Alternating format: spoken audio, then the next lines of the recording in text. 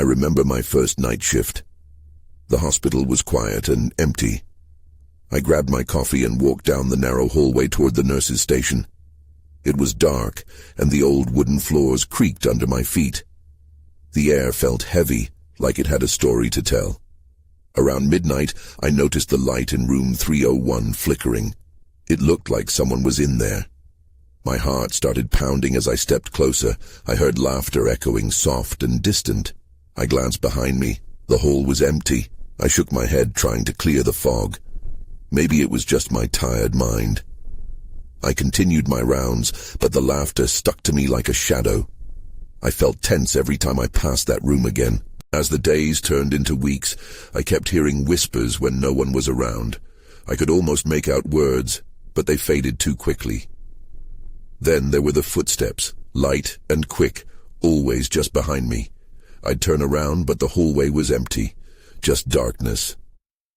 I tried to focus on my work, but the unease lingered. The laughter grew louder each night, bouncing off the old walls until it made my skin crawl. One night, I stood in front of a row of photographs from the hospital's past. Their frames were dusty, and the faces looked frozen in time. As I studied one picture, I caught a glimpse of something in the glass. It looked like a face, staring right at me. Panic shot through me, and I blinked hard. Nothing was there. My heart raced. I told myself that it was just a trick of the light, but then I heard it again.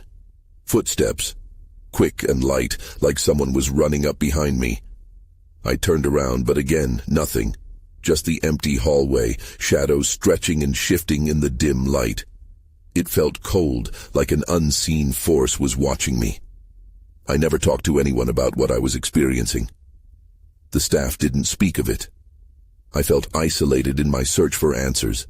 Then one night the laughter came again, louder this time, echoing through the empty halls. It wrapped around me, tugging at my nerves. I whipped around, breathless, and peered down the hallway. There, at the end, I saw a figure. It looked like a child, standing still, watching me. I felt a mixture of fear and concern. I took a step forward to ask if they were lost, my voice caught in my throat. When I got closer, the hallway was empty again. Confusion replaced the fear. I stepped back, my thoughts racing. What just happened? I stood there shaken, unsure if any of it was real. I felt like I was losing my grip on reality. I gripped the edge of the nurse's station, trying to calm my racing heart. This place was different. It was hiding secrets. I couldn't shake the awful feeling that I was only beginning to understand what happened in those dark halls.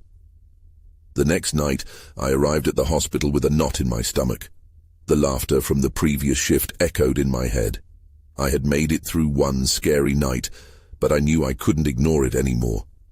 Instead of burying my feelings, I decided to confront them.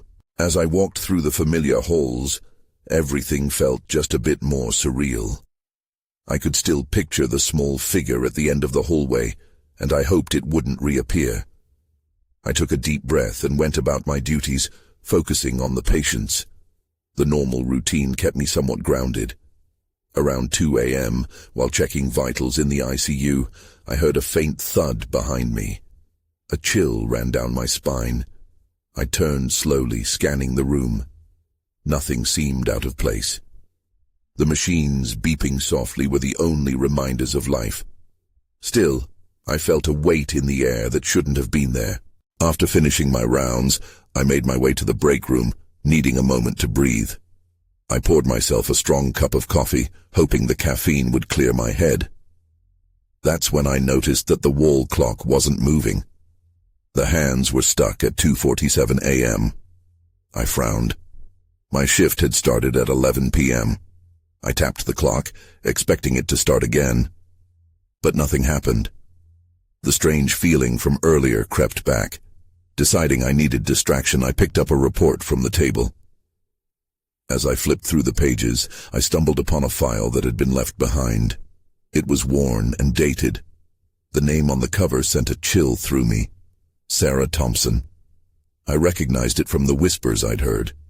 She was a child who had been treated years ago, But more than that, it was the picture inside the file that caught my breath. The girl in the photograph looked so familiar.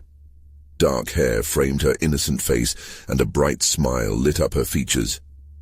My heart dropped when I realized it was the very same face I had seen reflected in the photograph earlier in the week. I couldn't explain how that was possible, but there was no denying the resemblance. A loud crash rattled me from my thoughts. I jumped and rushed out of the break room. The sound came from down the hall near room 301. Every nerve in my body screamed at me to stay away, but I felt drawn to investigate. My heart pounded in my chest as I approached the door. The light flickered overhead, casting strange shadows that danced along the walls. With every step, I felt an unsettling sense of dread. I reached for the doorknob, hesitating just for a second. I took a deep breath, turned it, and opened the door slowly. To my shock, the room was empty. But it wasn't the emptiness that disturbed me. It was the faint laughter ringing in my ears. As I stepped inside, I felt the temperature drop, a coldness wrapping around me. I peered down at the floor and saw toys strewn about, an old teddy bear, building blocks, and a ragged doll with one eye. I swallowed hard. Someone had played here once. That's when I heard a whisper close behind me, a soft child's voice. It wasn't mocking or playful. It was filled with sadness. "Help me." My breath hitched in my throat. I slowly turned, but the room remained empty. I felt more alone than ever. The shadows coiled around me, and I knew I needed to find out what had happened to Sarah. I couldn't just run away anymore. I stepped out of room 301, my heart pounding louder with every moment. I couldn't ignore the whispers anymore. I needed answers. I should have turned and run, but curiosity pulled me back into the depths of the hospital like a moth to a flame. I needed to find Sarah's file again. There had to be something else in that report. I made my way back to the break room, half expecting the toys to follow me or the laughter to echo again. The air felt thicker. It was as if I were trying to swim through it. Once inside the break room, I quickly sifted through the remaining papers on the table. Instead of the comforting hustle of nearby nurses and the clanging of equipment, silence loomed heavy around me. And then, out of the silence, came that soft voice again. "Help me." I froze. It sounded closer this time, as if it came from right outside the door. With trembling hands, I pulled the file to my chest, feeling its weight grounding me. I stood still, listening. The voice persisted, pleading, full of despair.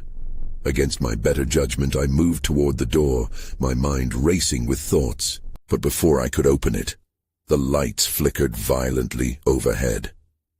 I stumbled back, heart racing like a drum in my chest. My courage faltered, but the intuition that I couldn't turn back pushed me forward. I swung the door open and was hit with a wave of frigid air. There was no one in the hallway, just shadows dancing and flickering lights playing tricks on my eyes. I leaned out slightly, trying to catch a glimpse of anything that might explain the chilling sound. Was it a child? A ghost? Or was my mind beginning to unravel from fatigue? Suddenly, a loud bang reverberated down the hall.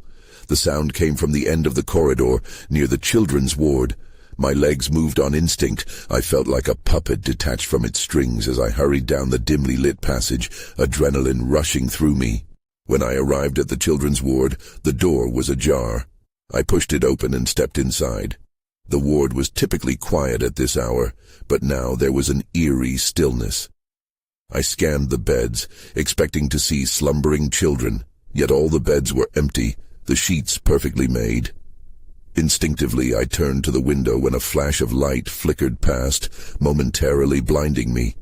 My heart raced. I blinked furiously and tried to squint through the dark. I almost convinced myself it was just a trick of the light until I saw it, a small figure standing at the far end of the room. It was a child, or what looked like one. My breath caught in my throat. The figure was dressed in a hospital gown, hair hanging in a tangled mess over her eyes. She stood motionless, hands at her sides, staring blankly. For a split second, I debated whether to approach her. "Sarah," I managed to whisper, the name escaping before I could stop myself.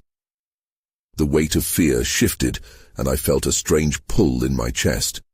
Would she help me understand?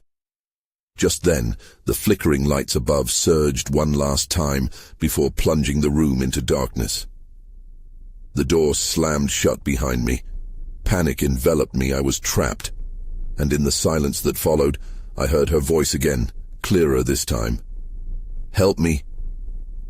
Then everything went dark. I gasped as the darkness swallowed me whole. My instinct was to run, yet my feet felt glued to the floor.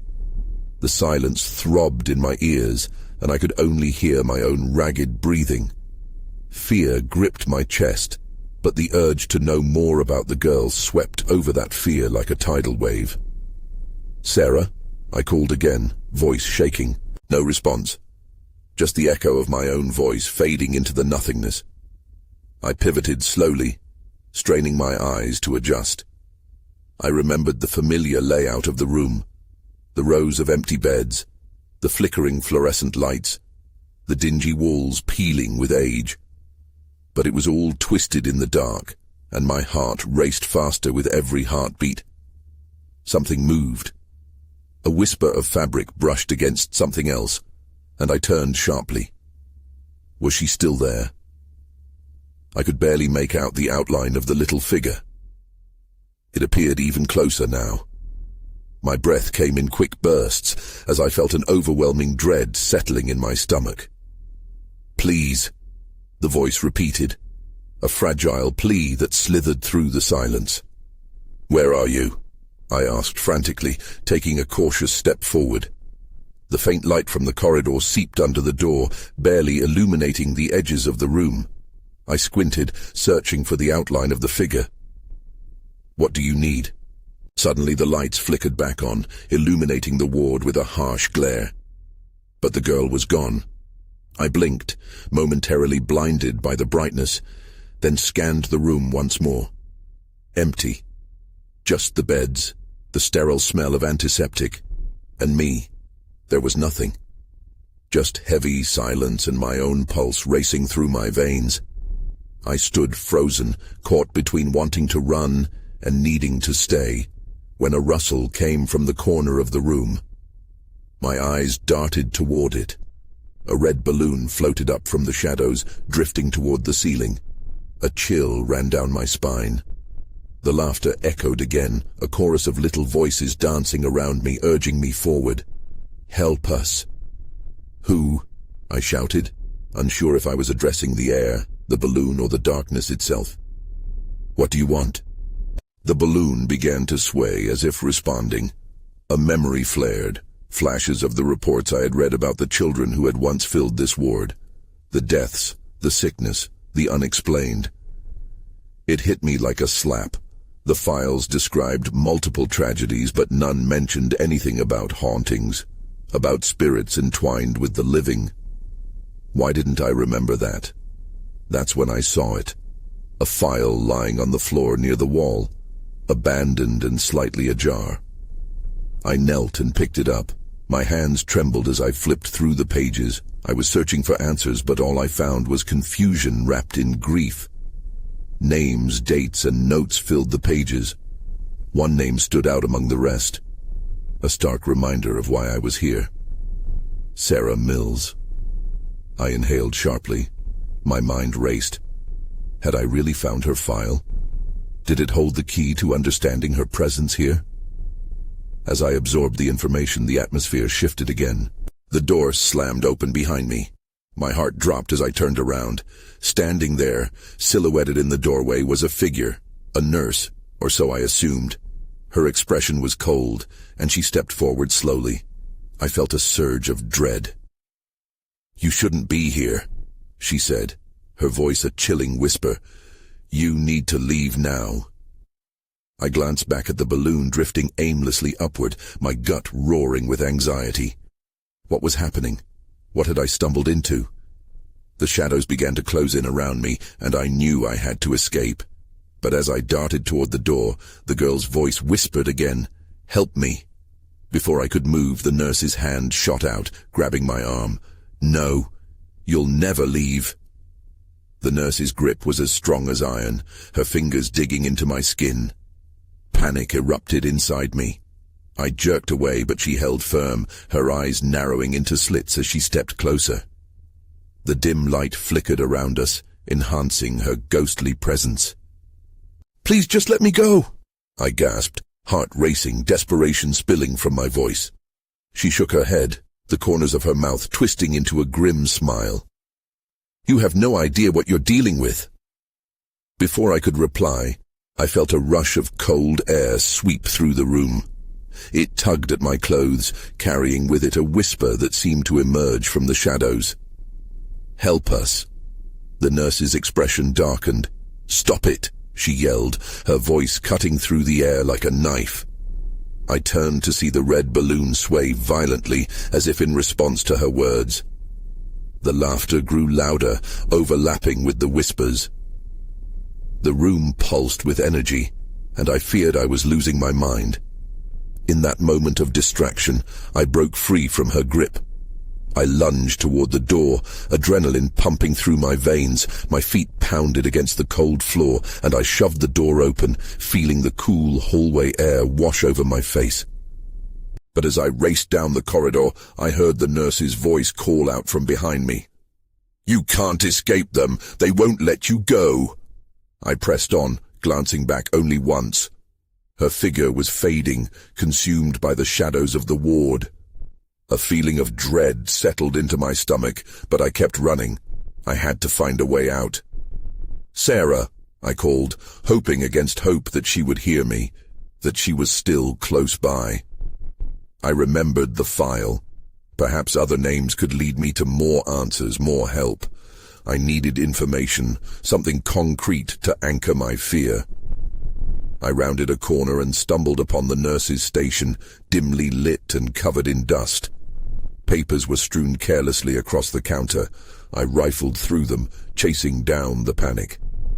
Amid the chaos, I spotted a small drawer, its handle chipped and worn. With a quick yank, it flew open, revealing folders full of patient records. "Come on," I muttered, thumbing through them. Names, dates, cases, none of them provided clarity, but then I found another familiar name, Emily Roberts. I froze, memories flooding in of a story I had read in the file. Emily was another patient, but unlike Sarah, she had survived the ward. What had happened to her? I was determined to find out. I needed more connections, a way to understand this haunting. The laughter returned, more sinister than before. Chills ran up my spine as I caught movement from the corner of my eye. Shadows danced around me, shifting like dark smoke. Suddenly, a wave of cold washed over me, stopping me in my tracks. "Help us," the voices pleaded again, this time laced with urgency. I felt their desperation clawing at me. "No," I shouted, scrambling back toward the exit. But the shadows coiled around me like a vice, pushing me into the room. I was breathing hard, eyes wide with terror. Then, as if in answer to my pleas, I saw Sarah's figure appear amidst the haze, her small frame illuminated for just a moment. "Help me," she whispered, extending her hand out toward me. The shadows tightened, and it hit me then. I had to save her. But was I too far gone already? I felt a surge of determination as I stared at Sarah.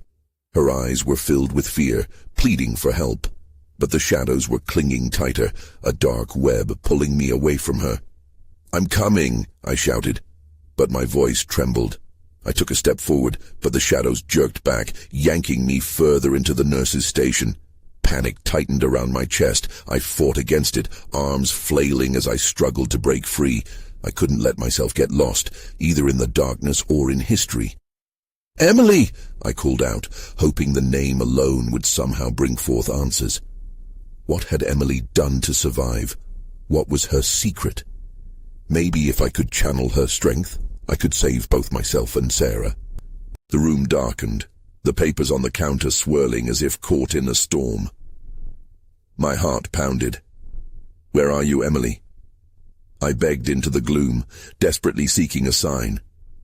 Just as I feared I was losing my grip on reality, a faint glow flickered from the folders. I dashed to the desk, casting a glance back at where Sarah's figure had stood. It was gone, swallowed by the shadows. "Stay with me," I cried out, feeling more alone by the second. I seized the nearest folder, my hands shaking. Inside were clinical notes peppered with scribbled statements. "Lost in the ward. Whispers in the dark." One phrase leaped out at me, striking with surprising clarity. Emily saved herself through a pact. "What kind of pact?" I whispered, feeling the air shift around me. Suddenly I was aware of a presence behind me. Turning slowly, dread washed over me. A shadowy figure loomed in the doorway. I could barely make out the features through the darkness, but something about the way it moved sent icy fear surging through my veins. Its body seemed to ripple and change, as if it was not entirely of this world. "Leave before it's too late," a voice croaked, deep and menacing, echoing through the hall. My skin prickled. I could not tell if it was the same nurse from before or something darker. "Who are you?" I demanded. My voice quivered, but I stood my ground. The figure leaned closer, revealing the intensity of its gaze. "You have no idea what you're tampering with." Just as the darkness threatened to consume me, a weighty folder hit the floor, sending papers flying into the air like confetti. In that brief moment of chaos, I spotted a familiar face among the charred, yellowing pages. Emily. "Help me," she echoed Sarah's words, but they were hurried, urgent. I recognized the resolve in her eyes, a promise of strength. "Help you? How?" I stammered, feeling my grasp on reality slipping away. The shadow surged forward, snapping my focus back to it. "You'll pay the price if you interfere." I felt their weight pressing down on me. I had to make a choice. I could flee and save myself, or I could dig deeper into this twisted history for answers, a choice I wasn't sure I could afford to make. Just then, a blood-curdling scream pierced the air, its source unknown but unmistakably close. Suddenly, the fluorescent lights flickered, producing a buzz that made every hair on my body stand on end. I bolted for the door, driven by sheer adrenaline, but before I could escape, a heavy silence draped itself over the ward. Then everything went dark. I stumbled blindly into the oppressive darkness. The air was thick, wrapping around me like a wet blanket. My pulse raced, drowning out all other sounds. I reached out, hands searching for a wall, anything to guide me. Panic clawed at my throat. I felt disoriented, lost in a void where the familiar ward had transformed into a suffocating maze. "Emily!" I called out, hoping my voice would break through the pitch-black silence. The shadows offered no answer. Then, in the distance, I heard a faint whisper. It echoed through the emptiness, a sound that felt both familiar and eerie. I strained to catch the words, needing to know if it was just my mind playing tricks. "Help. Find me." I forced my legs to move, shuffling toward the sound. Each step felt agonizingly slow, yet my heart raced, every beat a reminder of the urgency to discover what had happened to Emily. Finally, the flickering lights returned, faint and trembling, casting long shadows that danced across the walls. I blinked hard, eyes adjusting to the dim illumination. In front of me lay the remnants of the nurse's station, the once orderly desk a chaos of scattered papers. The eerie quiet around me intensified, pressing in like an invisible force. That's when I saw it. The file folder, partially opened on the floor, revealing more of Emily's notes. I knelt to grab it, my heart pounding in rhythm with my breathing. The words seemed to pulse, almost beckoning me closer. The pact. The darkness needs a vessel. My mind reeled. A vessel?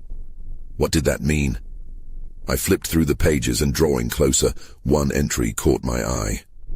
Emily had recorded a date, an anniversary of sorts, with a warning. "Midnight is the hour. Prepare for what comes. They will come for you. A chill crept down my spine. I glanced up, half expecting to see the shadowy figure again. Instead, the ward was empty, the shadows retreating momentarily. The building exhaled a low, mournful groan that filled the silence, reminding me I was never truly alone. Then I felt it, a brush against my side. I spun around, eyes wide, but nothing was there. My breath hitched as I remembered the blood-curdling scream that had echoed earlier. It was way too close for comfort. I turned back to the folder, desperate for answers. Buried among more notes was something that made my stomach twist. Sacrifice must be made to escape the curse. Offerings can appease the shadows. I froze. The idea of making an offering sent a wave of nausea through me. What type of offering? And who or what would I lose in the process? Just as the questions piled up, a figure stepped into the circle of light. It was a woman, her face obscured by dark curls that cascaded down her shoulders. Her eyes glinted with an otherworldly intensity as she tilted her head, observing me. "You've lingered too long," she said softly, yet her words carried an unmistakable weight. Panic reared again. "Wait, who are you?" But she simply smiled, a slow, knowing smile that sent panic tumbling over my mind. "You need to leave. They are coming." Before I could respond, the lights flickered violently, casting the room into chaos once again. I willed my feet to move, but the shadows seemed to thicken around me. The woman's figure became a blur as darkness rushed toward us both. "Get out now," she shouted, but I felt my body root to the spot, unable to escape the intensity of the moment. Then, in a flash, a figure darted past the light, and that blood-curdling scream rang again, a sound that fueled my instinct to flee. I bolted toward the exit, each heartbeat thrumming in my ears, knowing that whatever cursed history was waiting here had no intention of letting me leave unscathed. I burst through the door, heart pounding, and stumbled into the dimly lit corridor beyond. My hands shook as shards of adrenaline coursed through my veins. I glanced back, half expecting to see that woman or something worse emerging from the shadows. But the hallway appeared empty, eerily silent apart from my ragged breaths. I needed to find Emily, but every direction looked the same. I pushed forward, driven by fear and an urgent need to understand what was happening. The hospital's familiar corridors twisted into a labyrinth, both haunting and suffocating. My mind raced with the implications of Emily's notes. A vessel? A sacrifice? It felt surreal, like a scene from a horror movie. But this wasn't fiction. This was real. Then, like a crack of thunder, a slamming door echoed from the far end of the hall. My stomach lurched. Was it another shadow or something worse? I took a tentative step toward the sound, curiosity mingling with dread. As I approached, I spotted a flicker of movement at the far end, a flash of white in the darkness. It was fleeting, like a ghostly glimpse of a figure disappearing around a corner. I hesitated, the weight of uncertainty heavy on my chest. Should I follow, or would it lead me deeper into danger? Before I could decide, a voice broke through the silence. "Help me!" It was a child's voice, trembling and desperate. My heart sank. I remembered the whispers and screams echoing through the ward. I sprinted toward the sound, pushing past the chaos in my mind. "I'm coming. Where are you?" My voice felt weak in the oppressive silence, but it was all I had. Following the echoes, I turned a corner and skidded to a stop. There stood a small girl with frizzy hair, her eyes wide with fear. She looked lost and alone in the flickering light. "Please, you have to help me." "Where's your parents?" I asked, inching closer. "Trapped. In the dark." Her voice quivered, eyes darting around as though she sensed something lurking just out of reach. A chill crept up my spine. "What do you mean? The dark?" I thought of Emily's notes, the shadows. Suddenly I felt the air shift, heavier, like something stood just out of sight. The girl pointed behind me, her expression shifting to terror. They're coming for you. I whirled around, my body frozen. I saw elongated shadows stretching out into the hallway, twisting with malicious intent. Fear clawed at my sanity, and instinct kicked in. I grabbed the girl's hand. This way. We need to move. We dashed down the hallway, the chill of the shadows nipping at our heels. I glanced back, but the darkness held its ground, as if it thrived off our fear. Suddenly, a door slammed shut behind us. I yanked the girl into a side room, what looked like the hospital's old storage area. Inside, I could barely catch my breath as I leaned against the wall, trying to make sense of the chaos. The girl crouched down, hugging her knees. "You don't understand. It wants you," she whispered. And that's when I saw it, a figure emerging from the shadows in the corner of the room, blacker than the dark itself. The realization hit me like a punch. There was something here with us. "What do you want?" I shouted, trying to keep the tremor out of my voice. The echoes of Emily's warnings rang in my mind. Would I have to make a sacrifice to survive? But the figure only stood there, silent and still, a slow crawl of dread snaking its way through my spine. My heart pounded louder now, and I gripped the girl's hand tighter as the shadows grew thicker around us. I could feel them pulling close, closing in. Then, from the depths of the dark, a sinister whisper slithered through the space. "You must choose." The whisper echoed around us, wrapping its cold tendrils around my throat. "Choose what?" I demanded, my voice shaky. The figure didn't respond. Instead, it swayed slightly as if considering my question, the shadows around it writhing and pulsing. The girl squeezed my hand, her eyes darting to the floor. "It wants a sacrifice," she said softly. "It wants to take you." A chill settled in my bones. I could feel the weight of her words settling over me, suffocating like a heavy blanket. "No, no, no," I muttered, shaking my head. "That can't be it." I forced my gaze back to the figure. "What do you want?" I cried out again, feeling like I was talking to a wall. Suddenly the lights flickered overhead, dimming and brightening in a chaotic rhythm. Shadows danced along the walls, and I could feel a presence moving closer. It was as if something alive was swirling around us, hungry and impatient.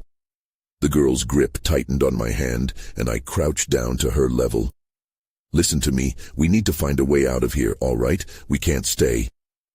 She nodded slowly, her eyes wide with terror, but I could see the glimmer of determination breaking through. It was a spark of hope I was desperate for. "Let's find Emily," I said, more to gather my own courage than anything. She had to be close. She wouldn't abandon us. She'll know what to do.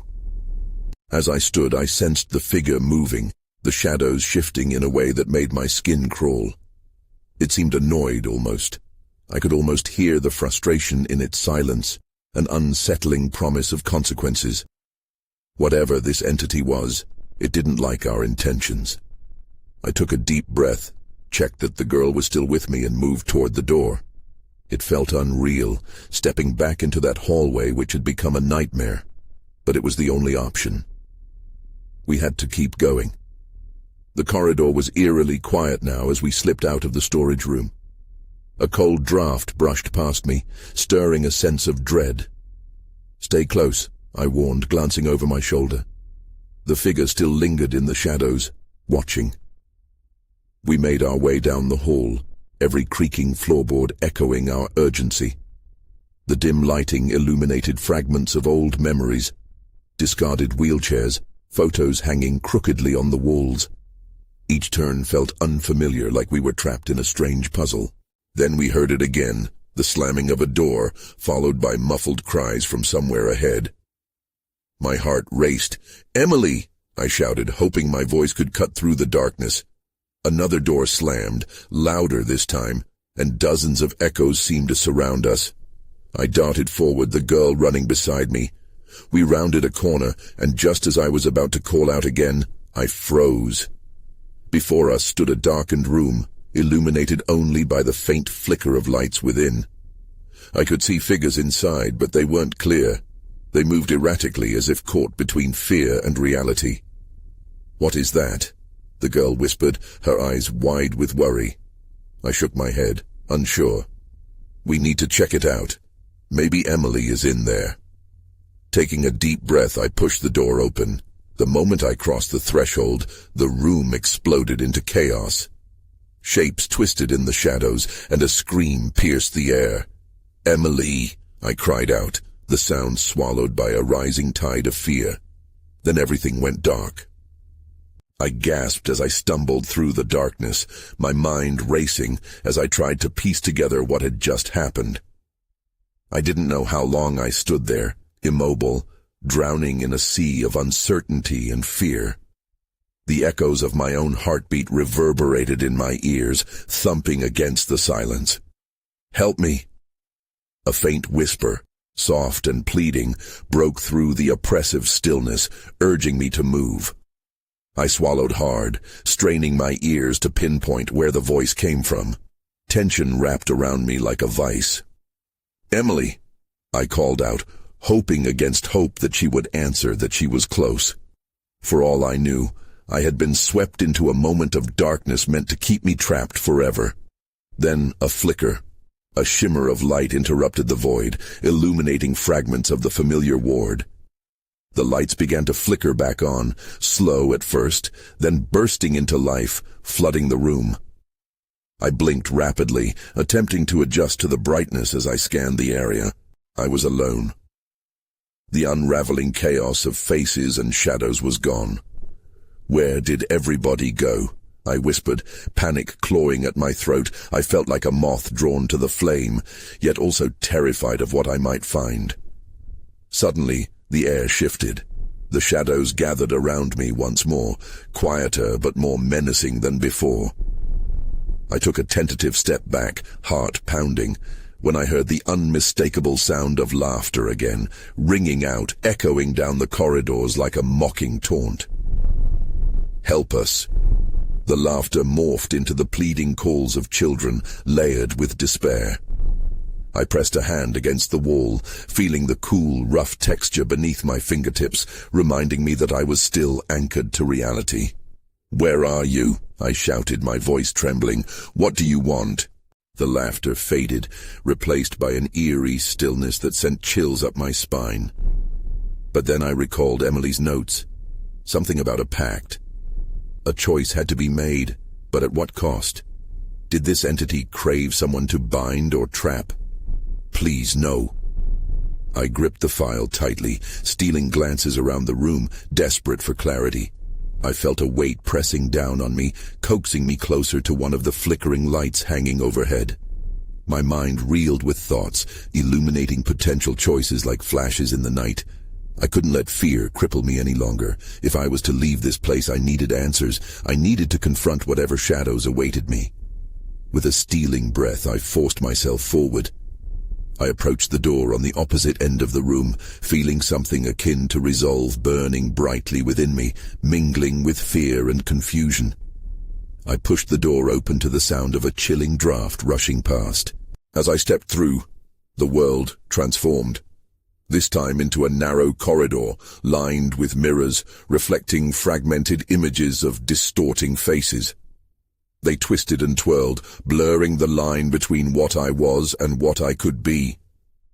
"Find Sarah."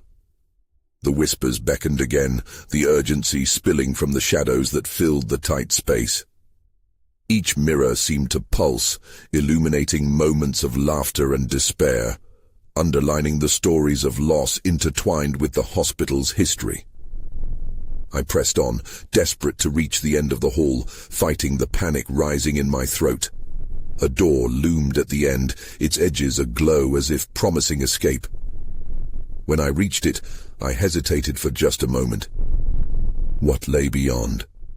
The laughter resumed, piercing the air with an unsettling sweetness that cut through my resolve. I whispered a brief prayer for courage before pushing the door wide open. The room within was brightly lit, unlike anything I had encountered before, a juxtaposition against all I had recently experienced. Children filled the space, rushing to play, laughter tumbling into the air like music. But something felt strangely off. Their faces, while radiating joy, drew eerily close to the figures I'd seen looming in the dark. "Emily!" I shouted, desperate for any sign of her. I reached out toward the children, but they watched me with cautious eyes, a silent understanding stitched into their gazes. "Help us," they chorused collectively as the light quivered, dimming slightly around the edges. I felt an unfamiliar sensation clawing at my chest. I couldn't let go of their despair. It resonated with my own fear. "What do you need?" I asked, breathless. The sudden laughter morphed into a cacophony of voices, mixing and swirling together like a tempest. "You must choose," they echoed, their shouts cascading over one another, echoing through the very fabric of the room. "Choose what?" I shouted back, my voice trembling as panic bubbled in my throat, my desperation mounted, drowning out rational thought. Shadows stretched, reaching out as if drawn to me, hungry and relentless. That's when I saw her. A shimmering figure emerging from the corner, hair dancing as if caught in an invisible breeze. Emily stood there, her eyes wide, pleading yet serene. "I can help," she said softly, but the words hit me like shards of glass. I needed to understand her, why she was a part of this, why we were all caught in this endless loop of despair. "Help me. What do I do? Am I to sacrifice myself?" I cried out as the shadows pressed tighter, filling me with dread, beckoning me to embrace the darkness. Emily's expression shifted. "There are many paths. Remember, a choice needs wisdom." The children's voices swirled, battling for control of the atmosphere. "Join us! Join us!" "No!" I screamed, the sounds overwhelming me. With everything on the line, this was it, the crux of the unknown. I had to fight back against the echoes seeking to envelop me. "I choose to fight," I screamed, but would it even matter? Would the shadows allow me that freedom? The mirage of happiness shattered, revealing layers of grief hidden beneath, the shadows coiling, ready to consume. "You can run, but you cannot hide," they shrieked, their anger surging through the air. But before darkness could overtake me, I focused on Emily, grounding myself in her gaze. "I won't leave anyone behind again," I vowed, feeling an unexpected warmth spill through me, a new kind of clarity igniting my resolve. The shadows recoiled slightly, as if momentarily shaken. Emily nodded, understanding what I had chosen. I had to break the cycle, whatever it took. I would uncover the truth. And with that I stepped forward into the blazing light, my heart pounding in harmony with my soul. Would it be enough to weather the storm swirling within these haunted walls? Only time would tell. And beyond this shattering moment I felt a presence arise, beckoning the lingering doubts. I had escaped this ordeal, yet questions would remain, shadows never fully abated. Their echoes drifted softly behind me as I took my first step forward, my final choice ever so uncertain. I still wonder about Sarah sometimes, the children, and the mysteries tucked within the darkness. But I hope they find the healing they so desperately seek. As for me, the once quiet halls have changed me forever. I'll never view them in the same light again.